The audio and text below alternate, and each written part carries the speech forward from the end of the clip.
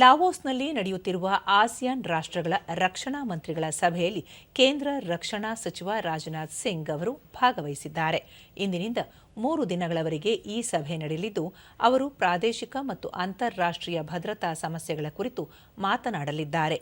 ಇಂದು ಸಚಿವ ರಾಜನಾಥ್ ಸಿಂಗ್ ಅವರು ಚೀನಾದ ರಕ್ಷಣಾ ಸಚಿವ ಅಡ್ಮಿರಲ್ ಡಾಂಗ್ ಜುನ್ ಹಾಗೂ ಲಾವೋ ದೇಶದ ರಕ್ಷಣಾ ಸಚಿವ ಜನರಲ್ ಚಾನ್ಸ್ ಮೋನ್ ಚಾನ್ಯಾಲತ್ ಅವರನ್ನು ಭೇಟಿಯಾಗಿ ಮಾತುಕತೆ ನಡೆಸಿದರು. ಇದೇ ವೇಳೆ Australia, China, Japan, Laos, Malaysia, New Zealand, Philippines, ದಕ್ಷಿಣ ಕೊರಿಯಾ ಮತ್ತು ಅಮೆರಿಕದ ಸಹವರ್ತಿಗಳೊಂದಿಗೆ ಸಚಿವರು ದ್ವಿಪಕ್ಷೀಯ ಸಭೆ ನಡೆಸಲಿದ್ದಾರೆ. ಈ ಸಭೆಗಳು ಎಲ್ಲ ದೇಶಗಳೊಂದಿಗೆ ದ್ವಿಪಕ್ಷೀಯ ರಕ್ಷಣಾ ಸಹಕಾರವನ್ನು ಮತ್ತಷ್ಟು ಹೆಚ್ಚಿಸುವ ಗುರಿಯನ್ನು ಹೊಂದಿವೆ.